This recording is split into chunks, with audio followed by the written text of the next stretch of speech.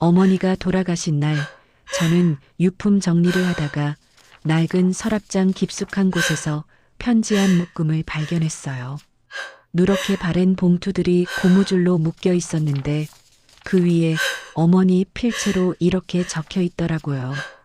절대 열지 말 것. 평생 자식들에게 비밀 하나 없이 사신 줄 알았던 어머니였어요. 그런데 이건 대체 뭘까요? 손이 떨렸습니다. 열어봐야 할지, 어머니 말씀대로 그냥 태워버려야 할지. 저는 김영자, 1980년 그해 35살이었어요. 남편 박상우와 결혼한 지 15년 차 슬아에 아들 둘을 두고 서울 변두리 작은 집에서 살고 있었죠.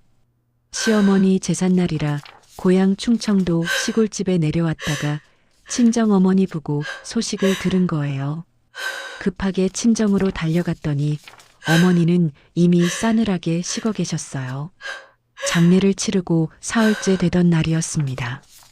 오빠와 언니는 각자 집으로 돌아가고 막내인 저만 남아서 유품을 정리하고 있었어요. 그때 그 편지 묶음을 발견한 거죠. 고무줄을 풀까 말까 한참을 망설였어요. 어머니 유언이나 다름없는 글귀가 적혀 있었으니까요. 그런데 이상하게 손이 먼저 움직이더라고요. 마치 누군가 제 손을 잡고 이끄는 것처럼요. 첫 번째 봉투를 열었습니다. 1962년이라고 적힌 편지였어요. 낯선 남자의 필체로 빼곡히 채워진 편지지가 들어 있었습니다. 사랑하는 순이에게라고 시작하는 그 편지를 읽어내려가는데 심장이 멎는 줄 알았어요. 순이는 어머니의 처녀적 이름이었거든요. 편지의 내용은 이랬어요. 자신은 곧 미국으로 유학을 떠나게 되었다고, 돌아오면 반드시 데리러 오겠다고, 그러니 기다려 달라고. 그리고 마지막에 이런 문장이 있었어요. 당신이 가진 우리의 아이를 잘 부탁하오. 저는 그 자리에 주저앉았습니다. 우리의 아이라니요? 어머니에게 아버지 외에 다른 남자가 있었단 말인가요? 그리고 그 사이에서 아이가 있었다고요? 떨리는 손으로 다음 편지를 꺼냈어요.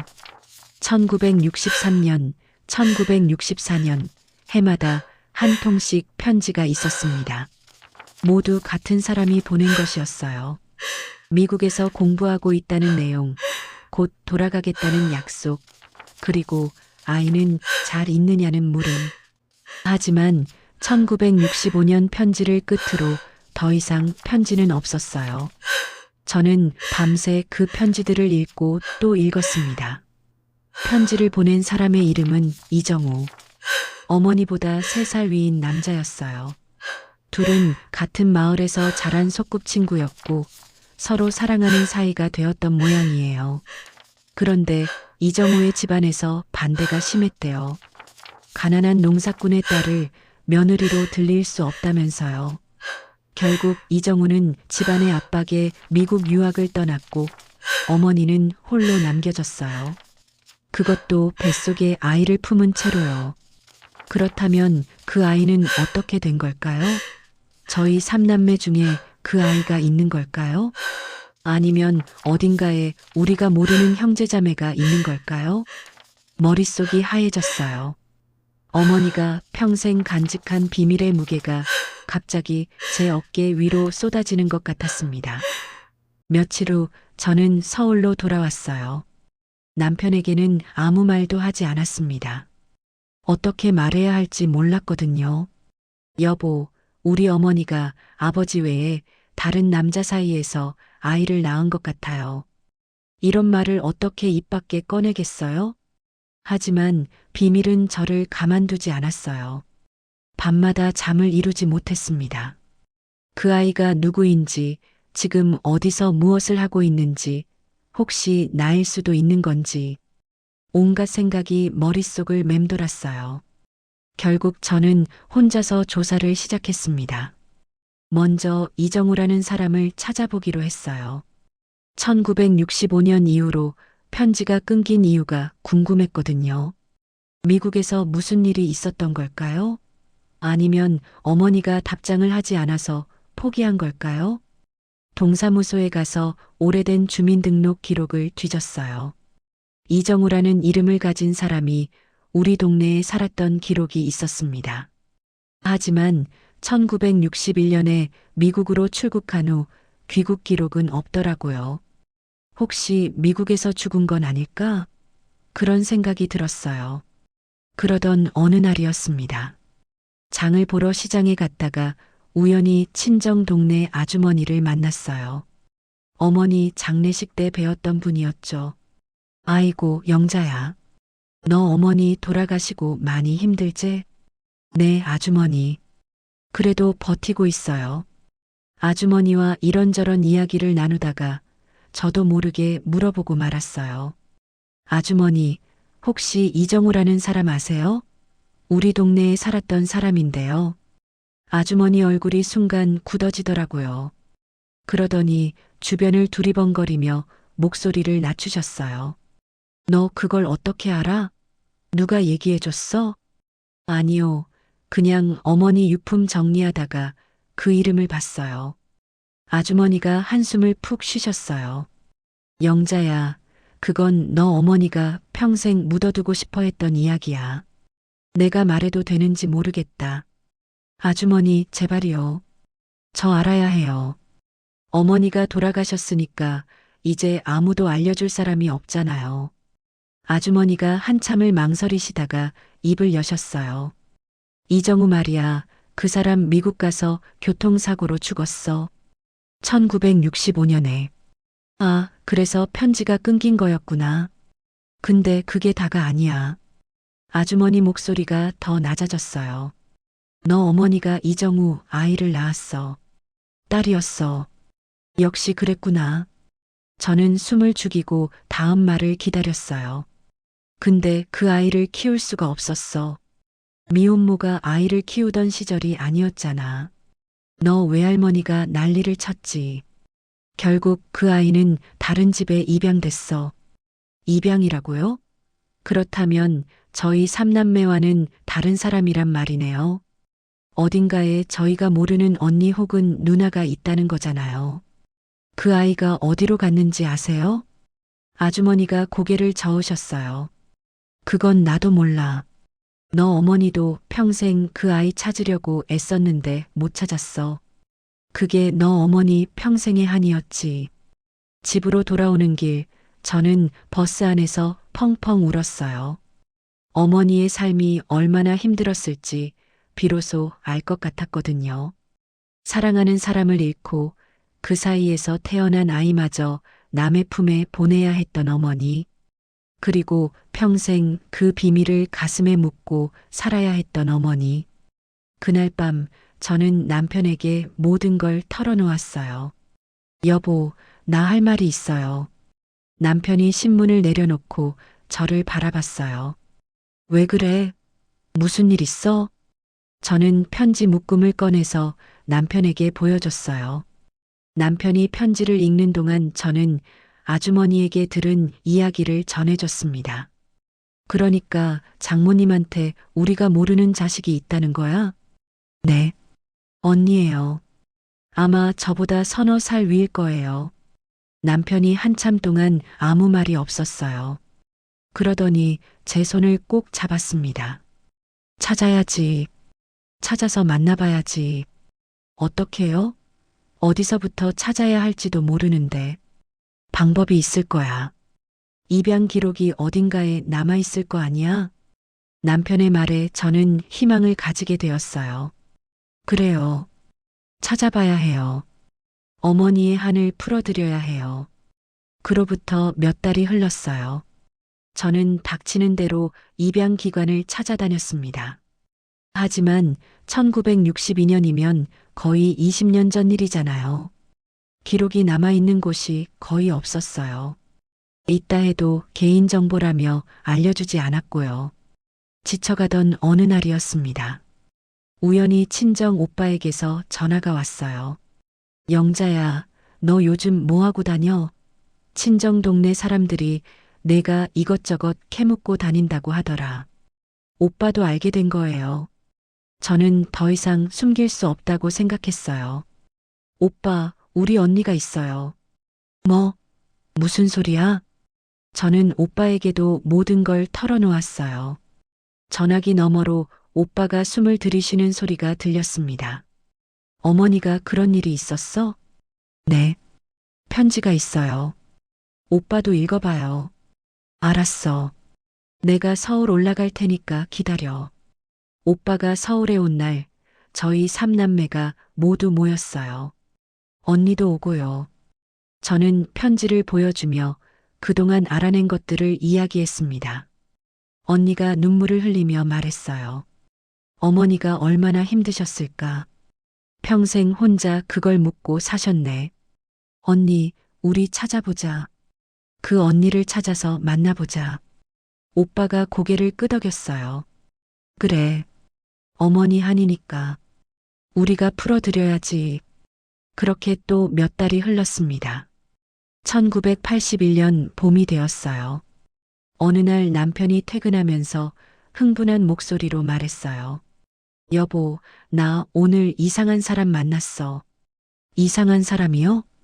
회사의 새로 온 거래처 사장인데 성이 이 씨야. 이정우 아들이래. 저는 귀를 의심했어요. 뭐라고요? 이정우 아들이요? 이정우라는 사람이 미국에서 죽었는데 그 전에 미국에서 결혼해서 아들을 하나 낳았대. 그 아들이 한국에 사업하러 온 거야. 세상에 이런 우연이 있을 수 있나요? 그 사람 만나봐야 해요. 혹시 뭔가 알 수도 있잖아요. 남편이 고개를 끄덕였어요.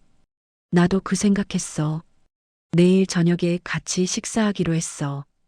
당신도 같이 가. 다음 날 저녁 저희는 시내 한정식집에서 그 사람을 만났어요. 이준호라는 이름의 40대 남자였습니다. 미국에서 태어나고 자라서 한국어가 조금 어눌했지만 인상은 참 좋았어요. 처음 뵙겠습니다. 이준호입니다. 저는 떨리는 마음으로 그를 바라봤어요. 이 사람의 아버지가 어머니의 첫사랑이었던 거예요. 식사를 하면서 이런저런 이야기를 나눴어요. 저는 슬쩍 화제를 돌렸습니다. 저기 실례가 안 된다면 여쭤봐도 될까요? 아버지 분이 한국 분이시라고 들었는데요. 네, 아버지가 한국에서 유학 오셨다가 저희 어머니를 만나셨어요. 미국에서 결혼하셨죠. 아버지 분이 일찍 돌아가셨다고요? 이준호 씨 얼굴에 그늘이 졌어요. 네. 제가 3살 때 교통사고로 돌아가셨어요. 아버지 기억이 거의 없어요. 혹시 아버지가 한국에 대해서 무슨 말씀 남기신 거 없으세요? 고향이라든지 아는 사람이라든지. 이준호 씨가 잠시 생각하더니 말했어요. 아버지 유품 중에 사진 한 장이 있었어요. 뒷면에 순이라고 적힌 여자 사진이요. 어머니가 그 사진을 보시면서 우셨던 기억이 나요. 아버지의 첫사랑이었나 보다 하고 넘겼는데. 순이, 제 어머니 이름이에요. 심장이 쿵쾅거렸습니다. 그 사진 혹시 아직 가지고 계세요? 네, 집에 있어요. 왜 그러시죠? 저는 더 이상 숨길 수 없었어요. 사실은요, 순이가 제 어머니예요. 이준호 씨는 충격을 받은 표정이었어요. 저는 그에게 모든 걸 이야기했습니다. 어머니와 그의 아버지가 연인 사이였다는 것, 그 사이에서 아이가 태어났다는 것, 그 아이가 입양되었다는 것까지. 그러니까 저한테 이복 누나가 있을 수도 있다는 거예요? 네. 저희도 찾고 있어요. 이준호 씨가 한참 동안 아무 말이 없었어요. 그러더니 천천히 입을 열었습니다. 사실 저도 한국에 온 이유가 따로 있어요. 네. 어머니가 돌아가시기 전에 말씀하셨어요. 아버지가 한국에 두고 온 아이가 있을 거라고요. 찾아보라고요. 아, 이정우 씨도 미국에서 그 사실을 알고 있었던 거예요. 아내에게까지 말했던 거고요. 그래서 사업을 핑계로 한국에 온 거예요. 아버지의 아이를 찾으려고요. 저희는 그날 밤 오랫동안 이야기를 나눴어요. 이준호 씨도 저희 가족이나 마찬가지였어요. 그의 아버지가 어머니의 첫사랑이었고 그 사이에서 태어난 아이가 있으니까요. 같이 찾아봐요. 힘을 합치면 더 잘 찾을 수 있을 거예요. 이준호 씨가 고개를 끄덕였어요. 좋습니다. 같이 찾아봅시다. 그로부터 또 몇 달이 흘렀어요. 이준호 씨는 미국 쪽 인맥을 동원해서 아버지의 옛 기록을 뒤졌고 저희는 한국 쪽 입양 기관을 계속 찾아다녔습니다. 그러던 어느 날이었어요. 이준호 씨에게서 전화가 왔습니다. 형수님, 찾은 것 같아요. 심장이 멈추는 것 같았어요. 정말요? 어디예요? 부산이에요. 부산에 사는 김말순이라는 여자예요. 1962년생이고 입양 기록이 일치해요. 저는 당장 부산으로 내려갔어요. 남편과 오빠, 언니까지 다 같이요. 이준호 씨도 함께 했습니다. 주소를 찾아간 곳은 부산 시내의 낡은 연립주택이었어요. 좁은 골목길을 지나 계단을 올라가니 작은 문이 나왔습니다. 벨을 눌렀어요. 잠시 후 문이 열리고 한 여자가 나왔습니다. 저는 그 얼굴을 보는 순간 알았어요. 어머니를 빼닮았거든요. 눈매, 코, 입술, 전체적인 얼굴형까지 마치 젊은 시절 어머니를 보는 것 같았습니다. 실례지만 김말순 씨 맞으시죠? 여자가 경계하는 눈빛으로 저희를 바라봤어요. 네, 맞는데요. 누구세요? 저는 숨을 깊이 들이쉬고 말했습니다. 저는 김영자라고 해요. 그리고 이분은 이준호 씨예요. 네. 그래서요? 저희가 드릴 말씀이 있어요. 안에 들어가서 이야기해도 될까요? 말순 씨가 망설이다가 문을 열어줬어요. 좁은 방 안으로 들어갔습니다. 저희가 다 앉기에도 비좁은 공간이었어요. 무슨 일이신데요? 저는 편지 묶음을 꺼내서 말순 씨 앞에 내밀었어요. 이거 먼저 읽어보세요. 말순 씨가 의아한 표정으로 편지를 받아 읽기 시작했어요. 처음에는 무덤덤하던 표정이 점점 변해갔습니다. 눈이 커지고 손이 떨리기 시작했어요. 이게 뭐예요? 이게 대체 뭐냐고요? 말순 씨, 혹시 자신이 입양되었다는 거 알고 계셨어요? 말순 씨 얼굴이 하얗게 질렸어요. 그러더니 고개를 끄덕였습니다. 네, 알고 있었어요. 20살 때 양부모님한테 들었어요. 친부모를 찾아보신 적은요? 찾아봤죠. 근데 못 찾았어요. 기록이 없다고 하더라고요. 저는 말순 씨 손을 잡았어요. 말순 씨, 저희가 찾았어요. 이 편지를 쓴 남자가 말순 씨 친아버지예요. 그리고 편지를 받은 여자가 친어머니고요. 말순 씨 눈에서 눈물이 흘러내렸어요. 정말이에요? 정말로요? 네. 그리고 저는 말순 씨 이복 동생이에요. 어머니가 나중에 다른 분과 결혼해서 저희 삼남매를 낳으셨거든요. 그럼 저한테 동생이 있어요? 셋이나요? 네. 그리고 이분은 이준호 씨예요. 말순 씨 친아버지가 미국에서 결혼해서 낳은 아들이에요. 말순 씨한테는 이복 남동생인 셈이죠. 말순 씨가 이준호 씨를 바라봤어요. 이준호 씨도 눈시울이 붉어져 있었습니다. 누나, 반갑습니다. 그날 저희는 밤새 이야기를 나눴어요. 말순 씨의 삶은 순탄치 않았습니다. 양부모 밑에서 자랐지만 늘 소외감을 느꼈대요. 양부모에게 친자식이 생기면서 더욱 그랬고요. 결혼도 했다가 이혼했고 지금은 혼자 시장에서 장사를 하며 살고 있었어요. 저는 늘 궁금했어요. 친엄마가 왜 저를 버렸을까? 저를 사랑하지 않았던 걸까? 그런 생각을 평생 했어요. 저는 말순 씨를 꼭 안아줬어요. 언니, 어머니가 버린 게 아니에요. 버릴 수밖에 없었던 거예요. 그 시절에 미혼모가 아이를 키운다는 건 상상도 할 수 없는 일이었잖아요.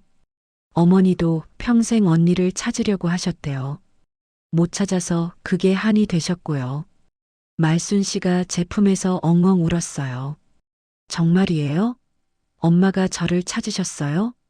네. 어머니 돌아가시기 전까지 찾으셨대요. 근데 못 찾으셨어요. 엄마가 돌아가셨어요? 저 만나지도 못하고. 저는 고개를 끄덕였어요. 작년에 돌아가셨어요. 정말 죄송해요, 언니. 우리가 좀 더 빨리 찾았어야 했는데. 말순 씨가 한참을 울었어요. 저희도 같이 울었고요. 그로부터 며칠 후 저희는 말순 씨를 모시고 어머니 산소에 갔어요. 충청도 시골 야트막한 산기슭에 있는 작은 무덤이었습니다. 말순 씨가 무덤 앞에 무릎을 꿇었어요. 엄마, 저 왔어요. 말순이요. 엄마가 버린 줄 알고 원망도 많이 했어요. 근데 이제 알아요. 엄마가 저를 사랑했다는 거, 평생 저를 찾으셨다는 거. 늦었지만 이제 왔어요, 엄마. 바람이 불어왔어요. 마치 어머니가 대답하시는 것 같았습니다. 저희 삼남매와 말순 씨, 그리고 이준호 씨까지 5명이 어머니 무덤 앞에 나란히 서서 절을 올렸어요. 그날 저희는 말순 씨에게 한 가지 제안을 했습니다. 언니 서울로 올라와서 같이 살아요. 혼자 부산에서 뭐하러 고생해요? 말순 씨가 망설였어요. 내가 짐이 되지 않을까? 무슨 소리예요? 우리 가족이잖아요. 이제 찾은 언니인데 또 멀리 떨어져 살 수 없죠. 오빠와 언니도 거들었어요. 맞아요, 큰언니. 서울 올라오세요. 우리 가까이서 살아요. 말순 씨 눈에 또 눈물이 고였어요. 고마워요. 정말 고마워요. 내 평생 가족이 생기는 게 소원이었는데. 그해 가을 말순 씨는 서울로 올라왔어요. 저희 집 근처에 작은 방을 얻어드렸습니다. 처음에는 서먹서먹했지만 시간이 지나면서 점점 가까워졌어요. 말순 씨는 정말 어머니를 많이 닮았더라고요. 음식 만드는 솜씨도 그렇고 사람 대하는 태도도 그렇고요. 가끔은 말순 씨를 보면서 어머니가 살아계신 것 같은 착각이 들 때도 있었어요. 이준호 씨도 자주 연락했어요. 사업차 한국에 왔다가 저희 집에 들르기도 하고 말순 씨를 만나러 오기도 했습니다. 이복 남매지만 점점 정이 들어가는 게 느껴졌어요. 그러던 어느 날이었습니다. 말순 씨가 저를 찾아와서 조심스럽게 말했어요. 영자야, 나 할 말이 있어. 네, 언니. 뭔데요? 사실 나도 비밀이 하나 있어. 또 비밀이라니. 저는 가슴이 철렁했어요. 무슨 비밀이요?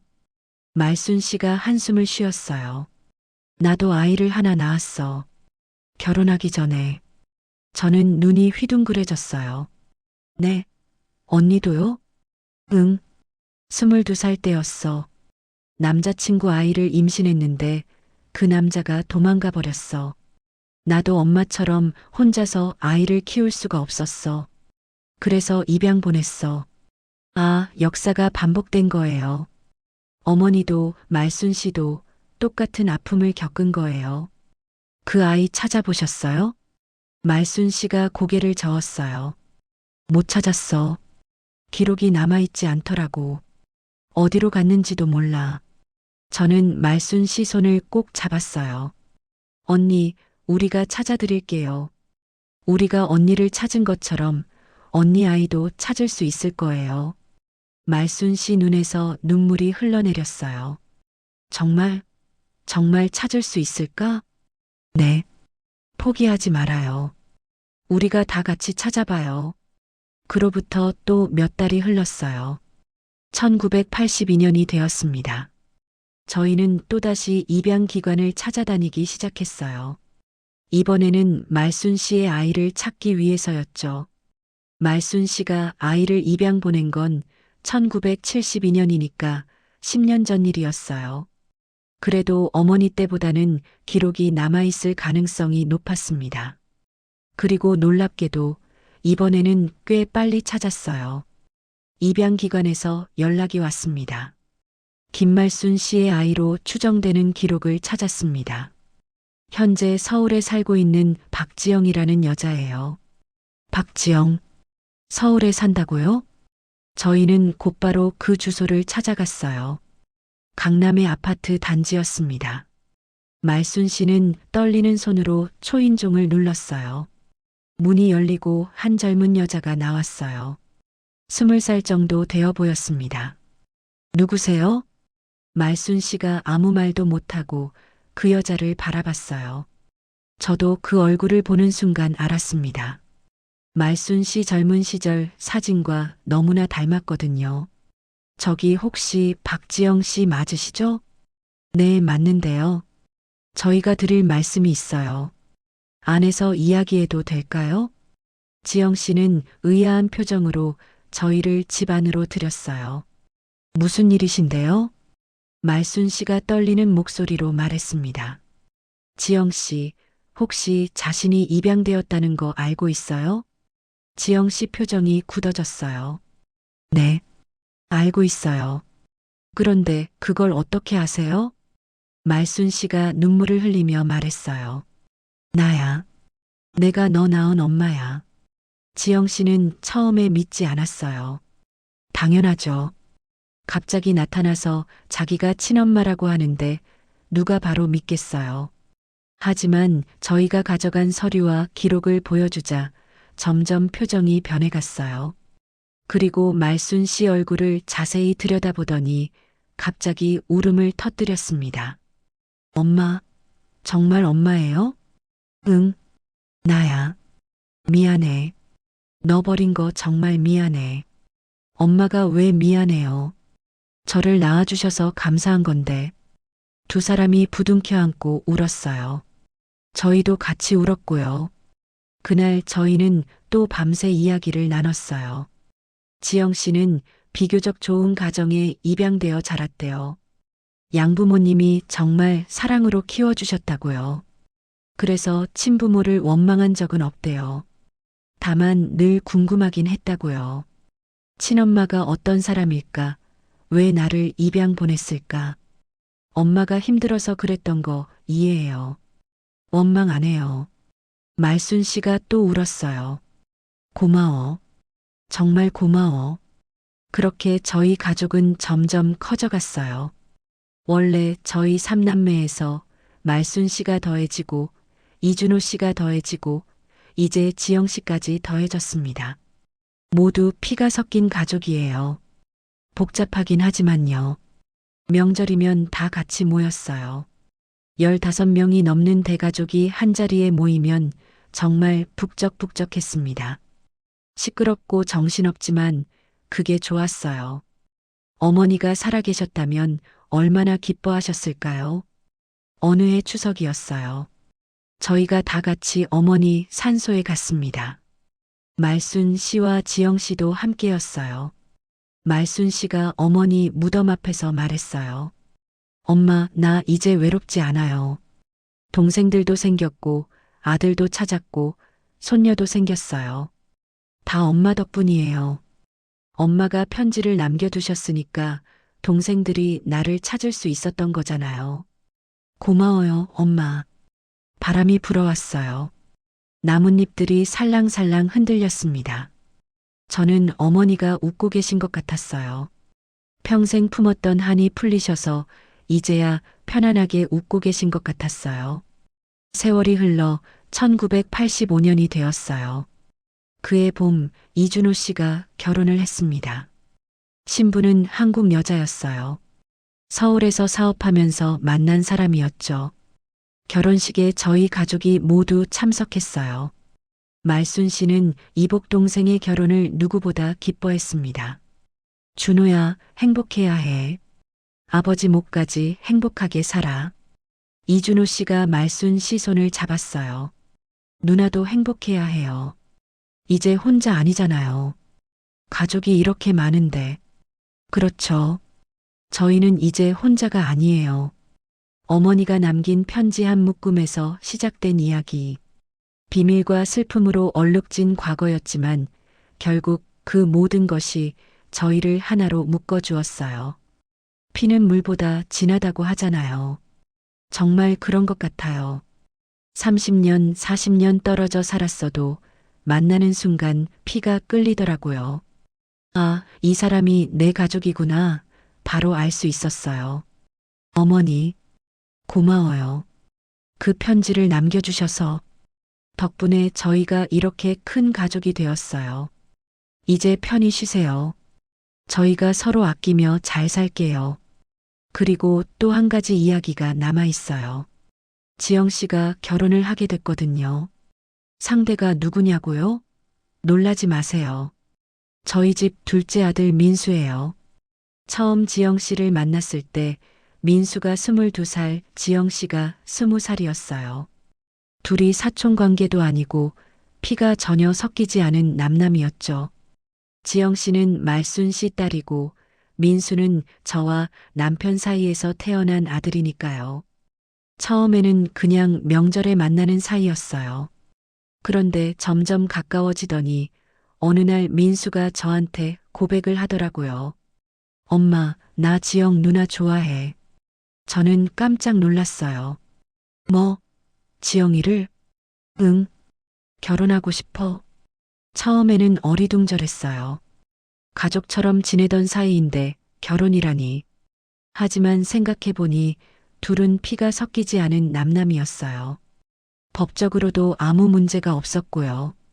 말순 씨에게 이 이야기를 했더니 말순 씨도 놀라더라고요. 뭐, 민수가 지영이를? 네, 언니. 어떻게요? 말순 씨가 한참 생각하더니 웃었어요. 좋지. 왜 안 좋아? 지영이가 좋은 사람 만나면 나야 좋지. 그렇게 민수와 지영 씨는 연애를 시작했고 1985년 가을에 결혼을 했습니다. 결혼식 날 저와 말순 씨는 나란히 앉아서 두 사람을 바라봤어요. 언니, 우리 사돈이 됐네요. 말순 씨가 웃었어요. 그러게. 동생이었다가 사돈이 됐어. 참 이상하지? 이상하긴 한데 좋아요. 우리 가족이 더 단단해진 것 같아서 말순 씨가 제 손을 잡았어요. 고마워, 영자야. 너희들이 나를 찾아줘서 덕분에 이렇게 행복해. 저도 말순 씨 손을 꼭 잡았습니다. 저야말로요, 언니. 언니를 찾아서 이렇게 좋은데요. 어머니가 돌아가신 날 저는 유품 정리를 하다가 낡은 편지 묶음을 발견했어요. 그게 시작이었습니다. 비밀과 슬픔, 반전과 반전의 연속이었지만 결국 모든 것이 좋은 방향으로 흘러갔어요. 어머니가 남긴 편지가 저희에게 준 선물이었어요. 잃어버린 가족을 찾게 해준 선물. 그리고 그 가족이 또 다른 가족을 찾게 해준 선물. 이제 저희 집 명절 모임은 30명이 넘어요. 시끄럽고 북적북적하고 정신없지만 그게 좋아요. 어머니도 하늘에서 흐뭇하게 바라보고 계실 거예요. 편지 한 묶음에서 시작된 이야기. 저희 가족의 이야기. 아직 끝나지 않았어요. 앞으로도 계속될 거예요. 손주들이 자라고 또 그 손주들이 아이를 낳고 피로 맺어진 그리고 사랑으로 이어진 가족의 이야기는 영원히 계속될 거예요. 어머니, 보고 계시죠? 우리 모두 잘 살고 있어요. 걱정 마세요. 이제 편히 쉬세요. 그리고 고마워요.